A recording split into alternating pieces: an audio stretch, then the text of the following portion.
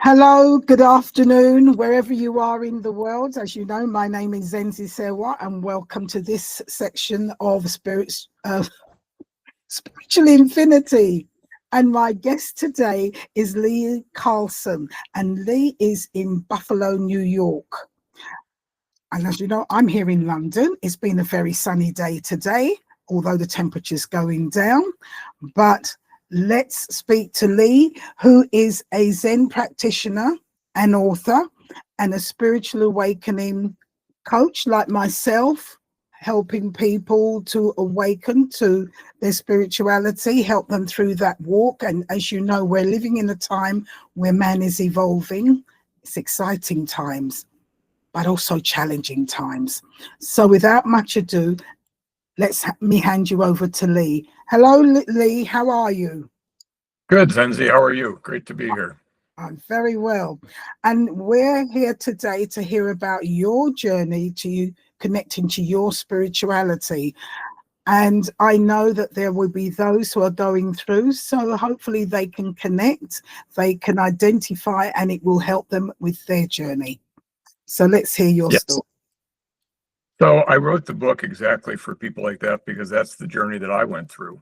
Mhm. And there are a lot of obstacles thrown up in your path. You're right. We're in an amazing time of nothing, especially for connectivity. I mean, here you and I are, we're halfway around the world from each other, and yet we're able to have a conversation and also reach people all over the world through this conversation. And even 20 years ago, that wasn't possible.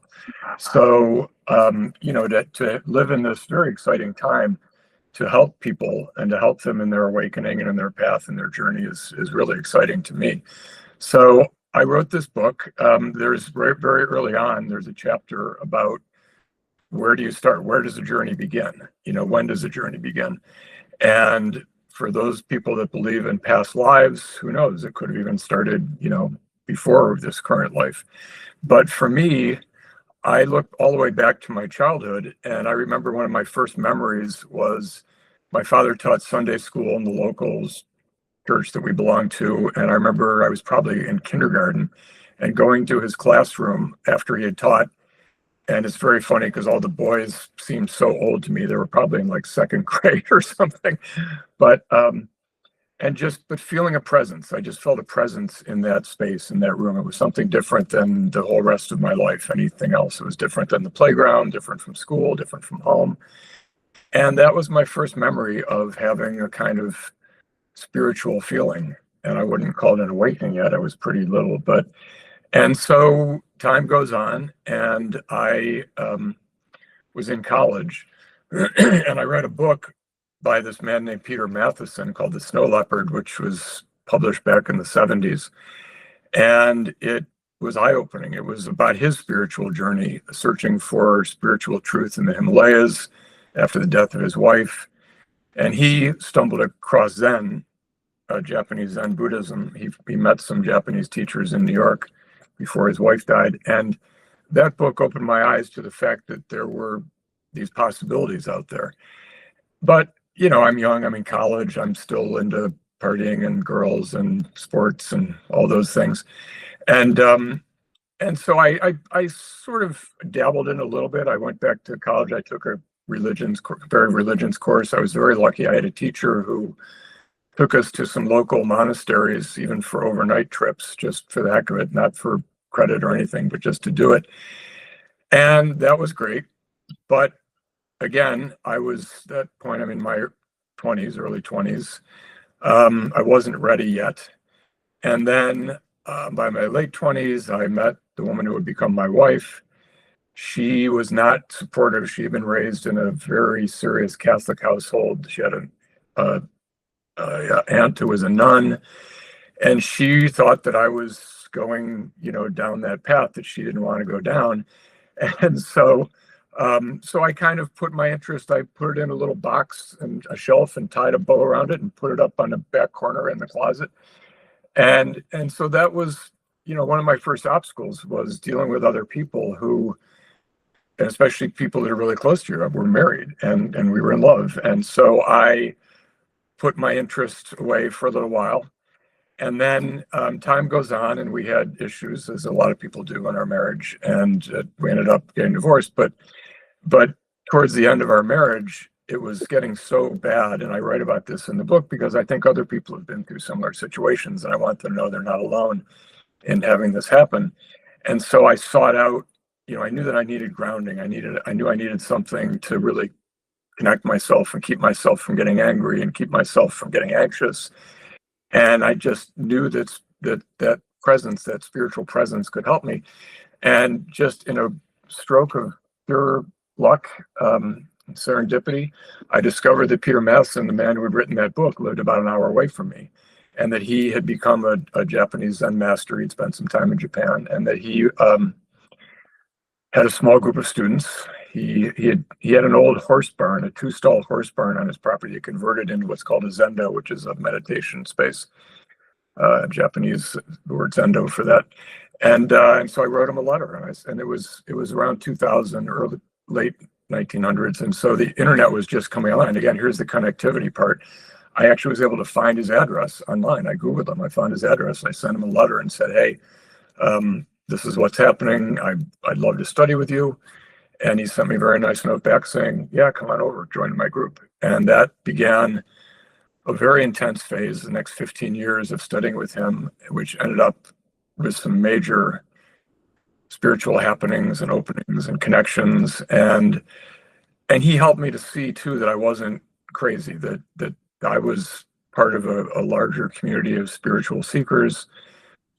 He told me a story, it's in the book, of one friend of his from Chicago years before who had a spiritual opening, and she had made the mistake of telling her family about it. It was a wealthy family in Chicago, and they immediately had her institutionalized because they thought she was going crazy. And she wasn't, she just was having this connection that many of us feel. So that, and we, like I say, eventually we got divorced, which was not due to my Zen. It was my Zen sort of helped me go through that period. It was due to, other just problems in the marriage. But so, and then, I come from a fairly conservative Midwestern family. As you said, I'm calling in from Buffalo, New York. I'm there where my family is now. And I was surprised they were a little more open than I thought they would be. But there were also times where I remember, and this is stories in the book, because I believe in stories. I'm a writer, so I believe people learn through other people's stories. And so this book is made it's hopefully a good read, and you can read about my story, and you can read about it and go, "Oh, I'm not alone. This is my story, or this is similar to my story," or whatever. And I remember one time I overheard my father on the phone, my aunt, and they were on speakerphone. My aunt said, "I'm worried about Lee. Has he joined a cult? What's he doing?" And my father, to his credit, said, "I don't think so. I don't know much about what he's doing, but I think it's giving him some peace in this difficult time in his life." So, people outside of me could recognize that, which was good. And I also think that times are changing. Like you said, we're entering a period of the Great Awakening, and I do think that people are more open these days. When I started this years ago, yoga, my mother was a yoga teacher when I was in high school, but she taught in a local women's club because there were no yoga studios then. Now there are yoga studios on every street corner. Now that Fortune 500 companies are teaching mindfulness. Who knew? So I think we are at a really great moment in history in which everybody can get elevated. So thank you for that. Now, let me go back a bit, because you said, and quite rightly so, you got married and you put away your Buddhist thinking and working because you're in love, of course, and this is part of life. You always try to please somebody, and you don't think that what you have is strong enough, and you put it away to please somebody. And as time went on, the marriage didn't work, and it was nothing to do with the religion. Like everybody, characters, whatever, as you get to know somebody, you live with somebody, you move along, things start to happen, and you realize that you're not really compatible. And this is life, it happens all the time. But it was interesting that you went back, you started to seek that spirituality again into connecting to Zen, which then started to strengthen that inner core of yours and help you to get through a very difficult time. Now, you went to a Zen master and you started to teach there, but you also was doing some kind of Buddhist teaching. Was it the same kind of thing, or was it a different type of Buddhism? No, it was really Zen. And for those of your listeners who don't know, Zen Buddhism is a giant religion. Yeah. And over the 2,500 years of its religion, it's splintered into many different groups. And in Japan, it became Zen Buddhism. And even in Japan, there are different kinds of Zen Buddhism. The kind that I studied, that Peter taught, was considered the sort of gentler form of Zen. It's called Soto Zen. Rinzai is the other main one, which is considered a little more strict. I just liked what Peter had to say. And even he said many times to me, he said, I do Zen because that's what I stumbled across, but I could have just as easily found, for example, a Native American spiritual teacher. He said, and he went to Nepal and wrote about the book, The Snow Leopard, so he connected with Tibetan teachers and the Himalayan traditions. And so, at the end of the day, they all come together. They're all one. And they are, they may come at it from different ways. And everybody needs to find their own way. This was what called to me. Somebody else might be called by a different tradition. Yeah. But so I mainly stayed with Soto Zen Buddhism through Peter as a teacher. I like what you just said is when your teacher said, the writer was saying, this is what he locked into, but it could have been something from a Red Indian. It's whatever that your spirit can connect to and give you that strength, that not just peace of mind, but it's a strength to go through whatever you're going through and help you to understand what you're going through and get you through that. And it is about looking into what there is, what can help you. And interestingly, it's always a spiritual teaching. And this is why I know you said it. And I always say it, we're spiritual beings with a physical body having a human experience. And ultimately, we are searching to connect back to our spirituality in order to get us through and give us an understanding of what we need and what we're facing in this life. That's very interesting.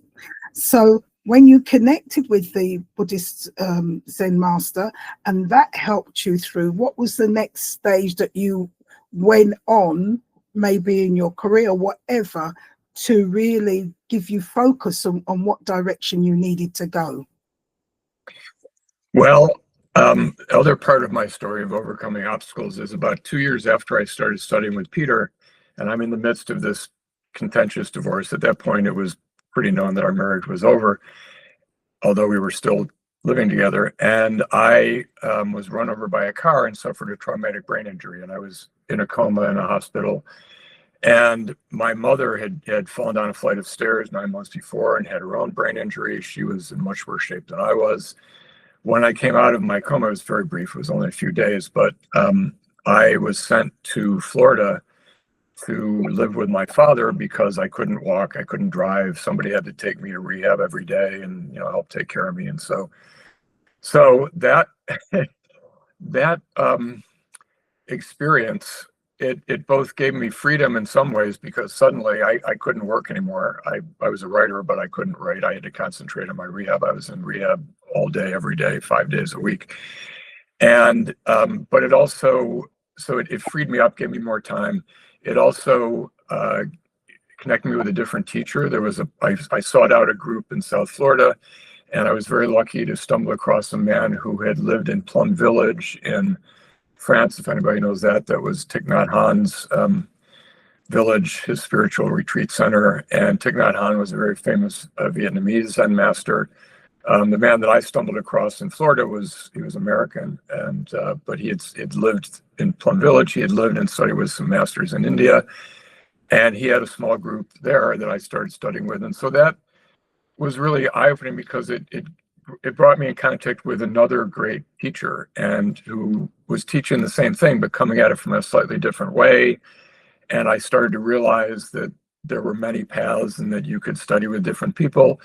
And even Peter Matheson at one point, we were talking on the phone, he said, you will have many teachers in your life, and that's great. Lean into where you are and this teacher that you found. So it also started me down a path of trying to learn more about mind from a Western perspective, a Western medical perspective. Before that, I had been coming at mind from an Eastern perspective, from a Buddhist perspective.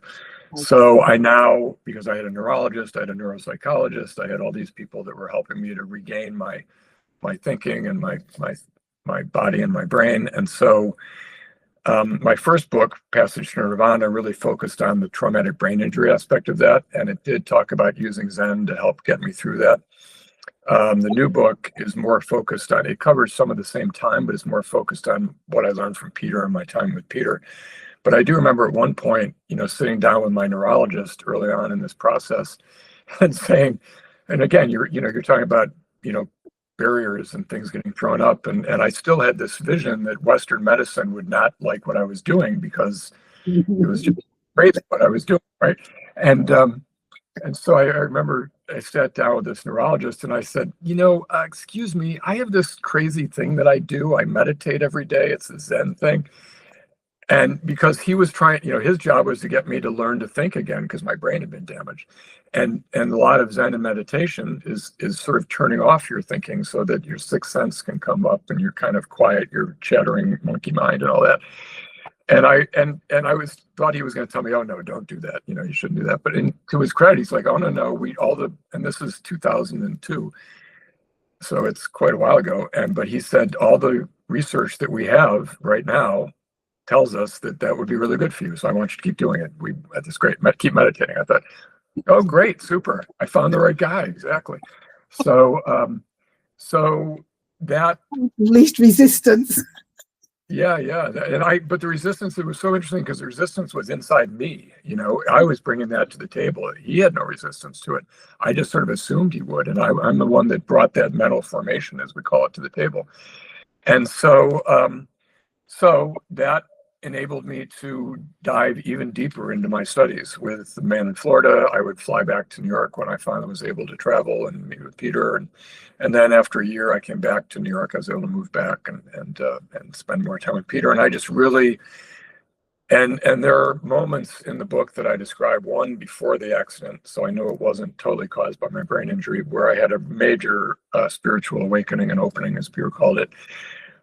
In which I saw things that were just incredible and experienced things that were incredible. And like many seekers, spiritual seekers, and many people my age, I had dabbled in psychedelic drugs when I was in my 20s, and I can tell you this was nothing like this. It was a different consciousness, but it was not brought on by drugs, and it was the most real, concrete thing I'd ever experienced. And when something like that happens, are you able to share some of that with us? Sure. I was meditating pretty heavily at that point. So I like to think of that as you're priming the pump, or you're plowing your fields. You're sort of getting things ready for something to happen. You don't know what's going to happen, and it may or may not. But so I, at the Zendo, there were about 20 regular students. And any one day you would have, anywhere from a couple people to 10 or 15 people. But there's one woman, and one of the funny things about Zen groups is, since it's silent and you rarely talk to people, you don't know them very well. And there was another woman there who had recently gotten divorced, and I had, confided in her what I was going through, and she was kind of helping me with that a little bit and trying to understand it because she had been through it. And she said, there's a very famous teacher who's coming to speak at a local school. And she taught loving kindness meditation, metta meditation. Her name is Sharon Salzberg. She's probably, some of your listeners know, she's pretty well known. She's written a number of books on loving kindness. And excuse me, I didn't know anything about loving kindness meditation. I thought, great, let's go check it out. And so we went, and it was open to the public, and there were probably 50 people there, maybe. Most of them were sitting on chairs, but those of us who who were regular meditators brought our cushions so we could sit on the floor.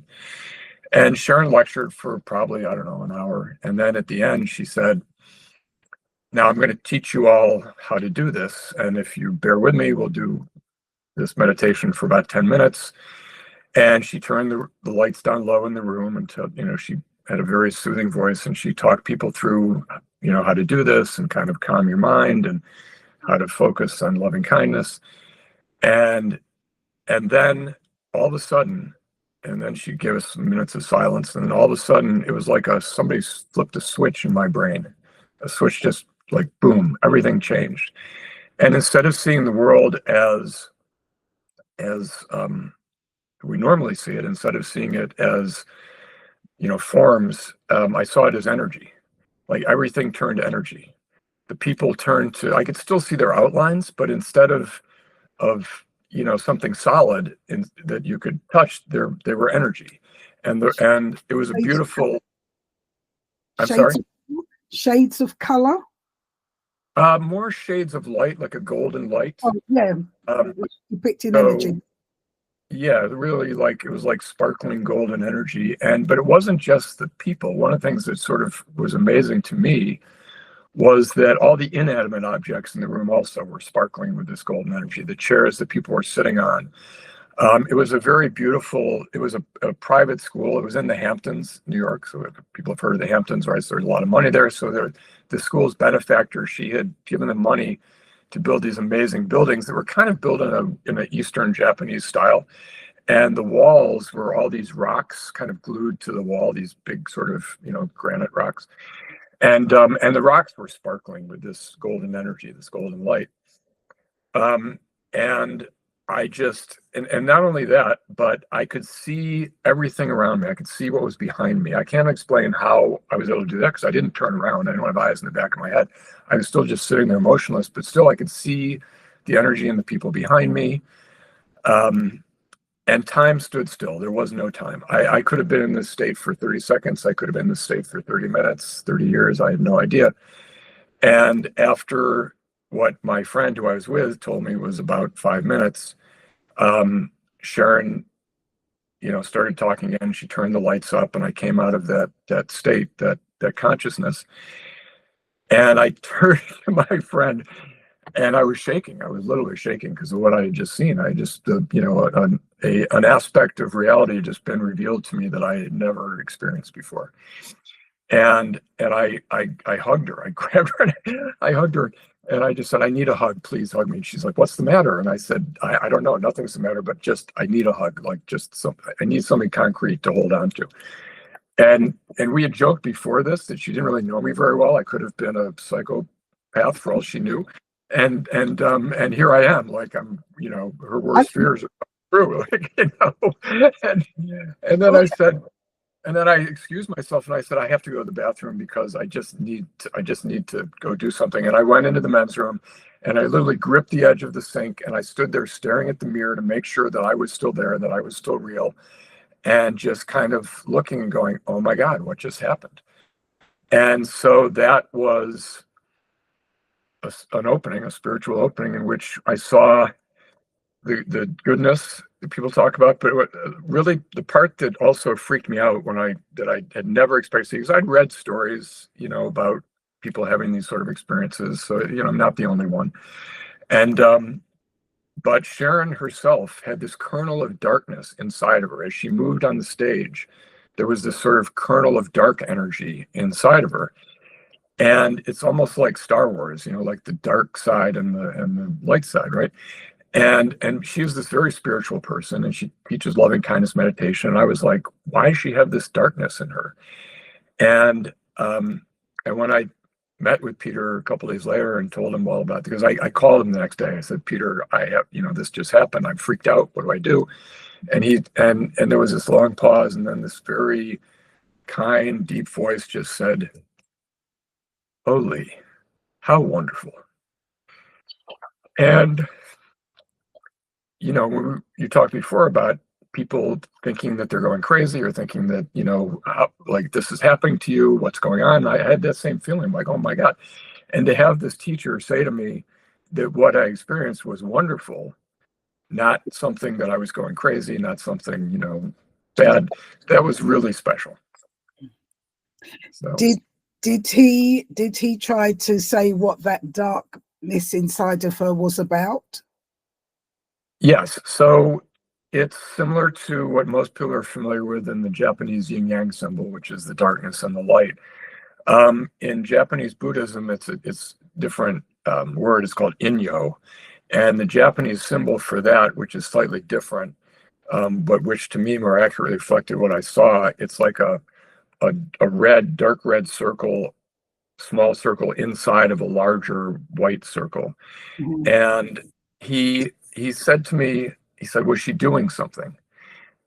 And I said, "Yes, she was looking at her watch, I think, to see like if her time was up." And he just nodded and said, "Ah, yes." He didn't explain it to me, but I got what he meant. He meant that, she was like worried about the time. She was, having to do that, so that part of her was a little bit moving around inside of her. But it also meant that we all have that, Yeah, no yeah. matter how good we are, no matter how enlightened we are, that's the human being, that's the human condition. We still have this darkness within us, and we have to be careful about, what we do with that. We have to be careful about nurturing the light side and not nurturing the dark side. So there's a lot there.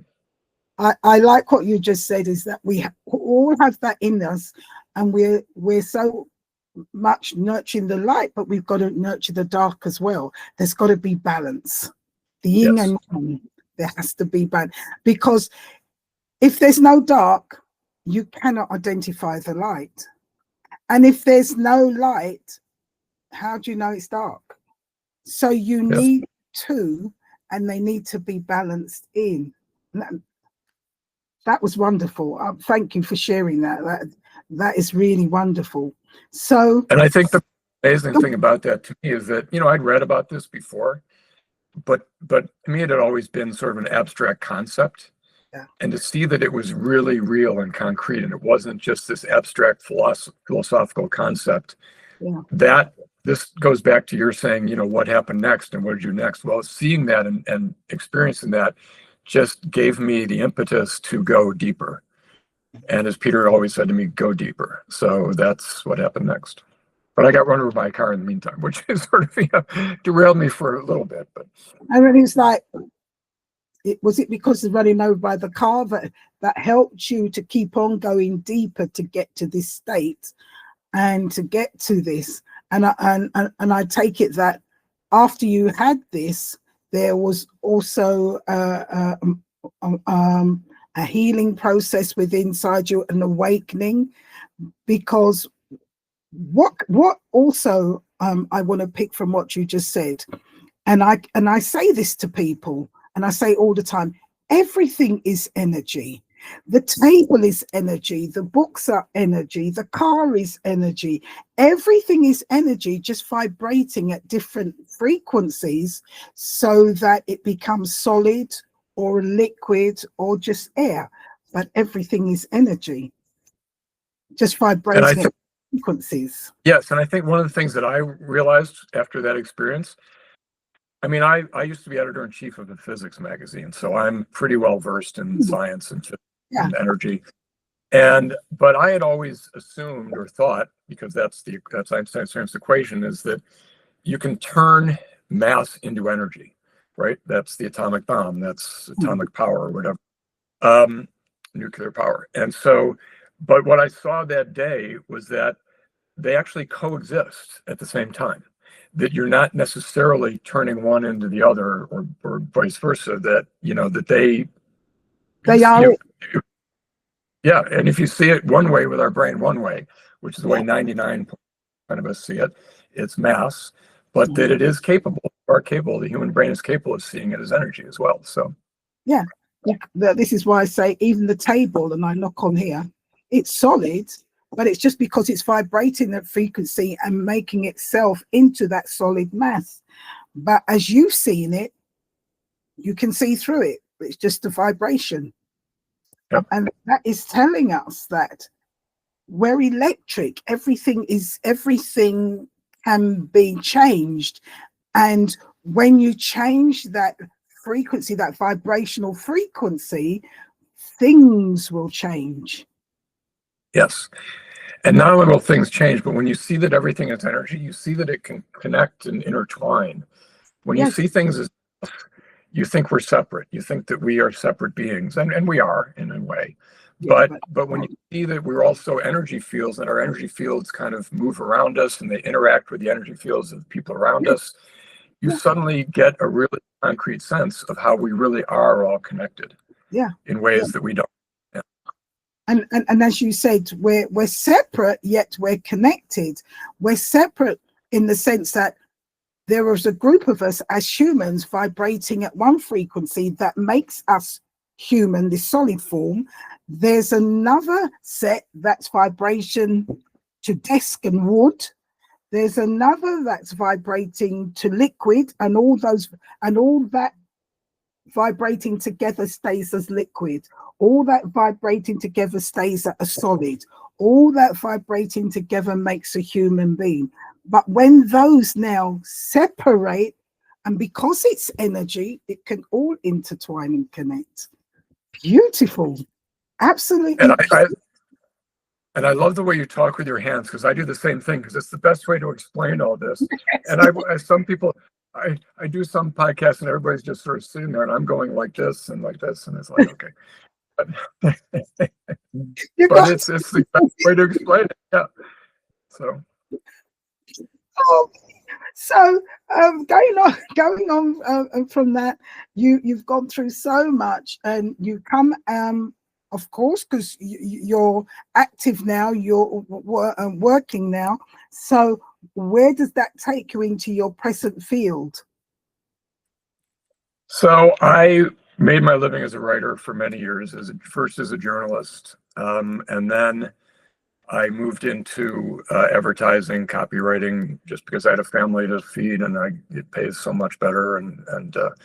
But I still I still do some freelance journalism on occasion. And anyway, and then I got run over by the car, and I literally couldn't write. And my neurologist said to me, "You need to go back and reread everything you've written to kind of get it back into your brain, and you need to write out some of it." And then my first book I wrote because he said you need to write a book because you're one of the few people, you're lucky you went to the edge and came back. A lot of people had your kind of injury and they never really fully recover.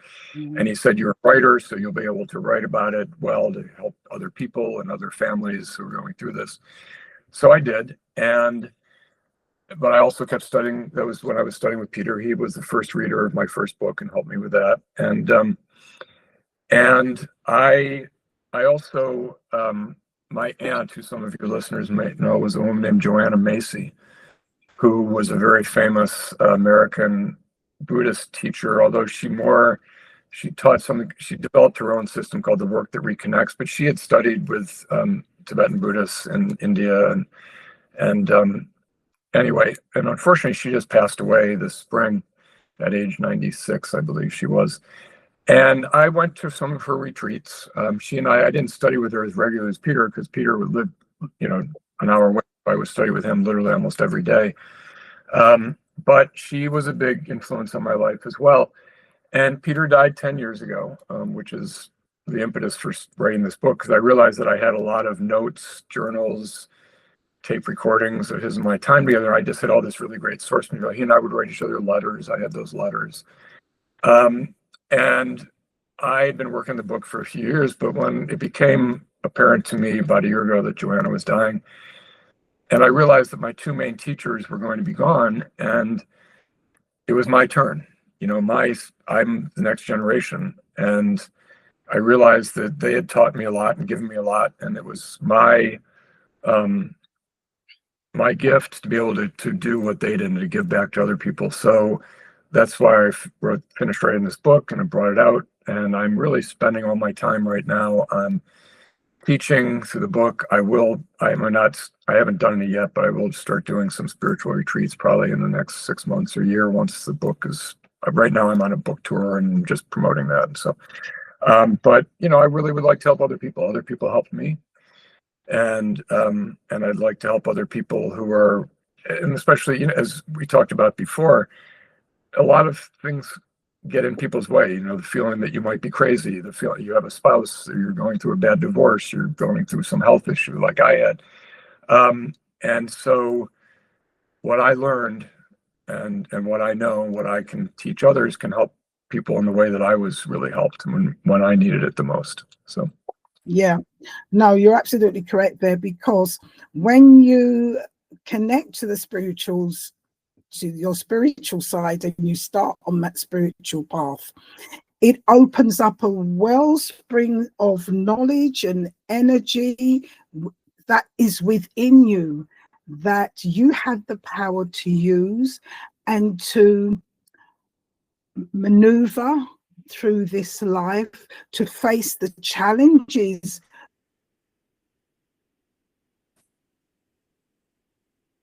that life brings. It doesn't mean that everything is hunky-dory. No, no, no. Because we're here living with other human beings, living with the environment, living with so many different things that interact with us, that cause different actions.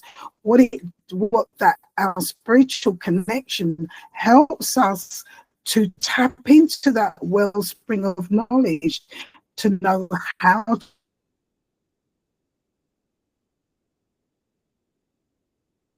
to overcome and how to handle challenges that we will face in life, because we are free will and we have decisions that we can make, and therefore it is down to us what has come here. It seems that Lee's connection has disconnected from us, and I know he was having problems. Anyway, Lee, are you there? yes, I don't know, somehow you just you started to break up and went away, so we're back. Right. I did say that there was a disconnection, but as you can see, this is part of life. So it's not a fixed thing. Things happen, and we continue. And I was saying that connecting to our spirituality helps us to maneuver through life's challenges.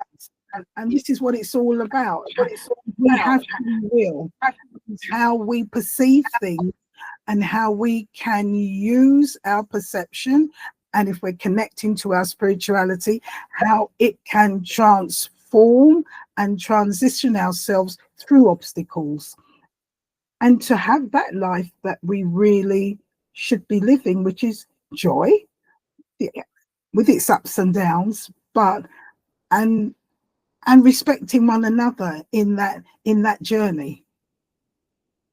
Yes, absolutely. And so the connectivity, when you realize that you are, that the other person is not as other as you think they are, that you are more connected than you realize, then you automatically have respect for them. And it's, so one of the more amazing things that when I started studying with Peter, that I had not expected was his emphasis on something called the Buddhist precepts, which they're sort of analogous to the Ten Commandments in the Judeo-Christian religion, except they're very different, because instead of some old white guy going, don't do this, don't do that, it's something that arises from within you. It's an inner something that just comes up. That's a natural thing. So, for example, do not kill becomes non-killing. You couldn't kill even if you wanted to. It's just it becomes part of your nature. Or lying, like, do not lie becomes just, you can't. You just can't do it, because you've connected with that good part of yourself, and you connect with others, so you can't lie to others, because you realize that they're one with you, and it all starts happening. And so the many hours of silent meditation, sound Zen meditation, that I spent under his guidance, when all the other stuff sort of drops away, the things that we're conditioned with from birth, and your inner self, your inner true self rises up, then you become this person that just naturally is spiritual. You connect with your spirituality, and your spirituality doesn't allow you to lie. It doesn't allow you to cheat. It doesn't allow you to, speak ill of others and that sort of thing, because the other is not the other. They're you. So yeah, because we're all part of the whole, just in different forms or actions at that time, experiencing that kind of action at that time, as we all are. So you become more aware of things around you and of everybody. And you're absolutely right, because when you want to tell a lie, it's like, that's not right. And you do something to somebody else, and you tend to feel it more than the other person, because you know, oh, I've upset somebody, or oh, I shouldn't have done that, because you're feeling it. You don't like it because you are part of that. And it's absolutely Yeah, and right. we're still human beings. I mean, I mess up every day. Oh, You know, yes.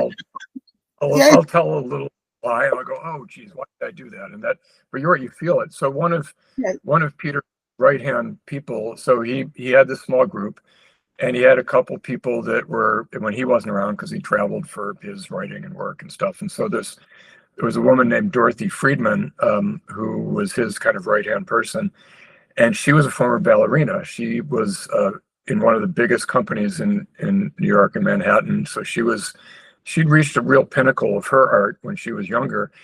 And she always used to say to me, Lee, the body doesn't lie. Listen to your body.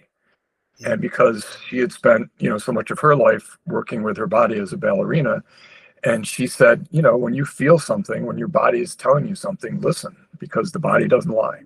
Yeah. So. No, that's absolutely true. And I say to people, listen to your body. Sometimes people will ask me a question and they'll see me go, it's simply because I'm asking inside, do I want it? Don't I want it? Should I have it? Should I not? And I'm seeing how I'm feeling. And if it doesn't feel right, no. You might want something, but something's saying to you, no.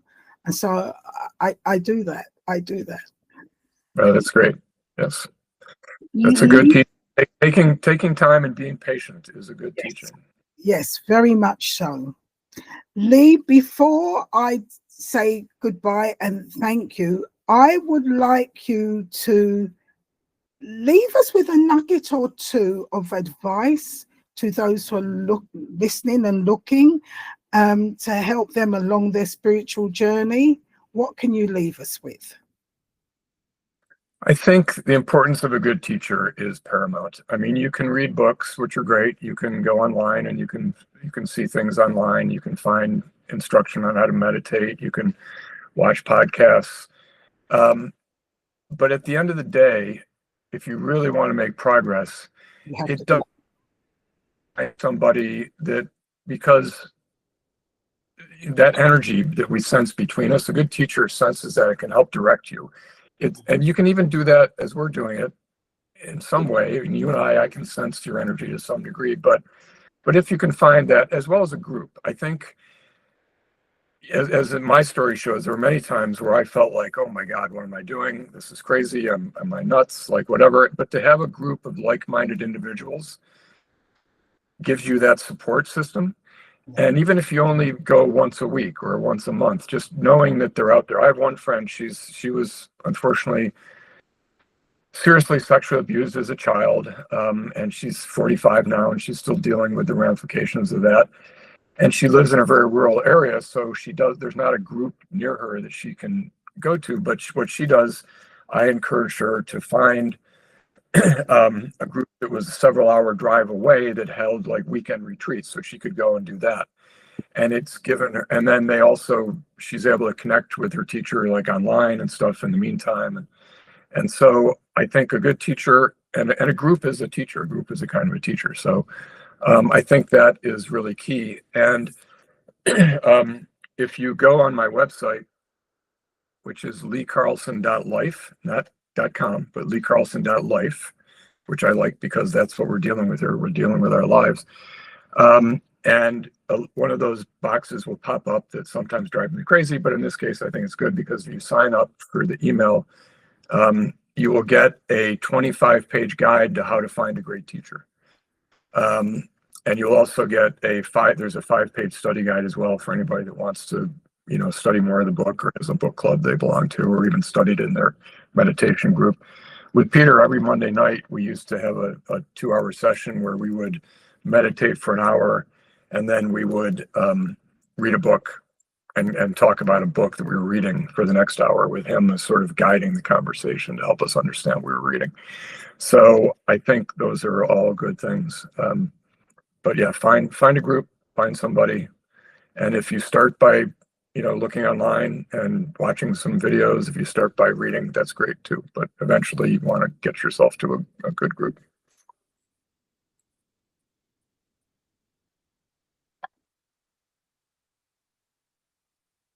And I've lost you. You're frozen. Very much, you're there, Lee. But you're frozen. Can you just tell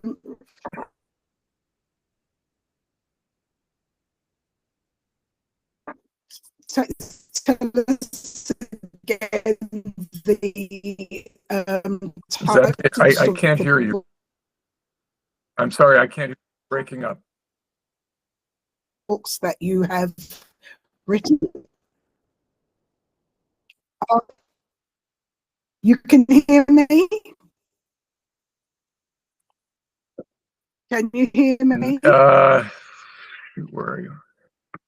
Now, yeah, now I can hear you. Yes. Okay, something has gone wrong with our connection. However, for those of you who are listening, I will put Pete. Okay, okay, don't worry. I will put Peter's book. It will be on the write-up, and it will be there with his And for now, thank you, Lee Carlson in Buffalo. Thank you. Bye, everyone. Thank you, Zen. Bye-bye.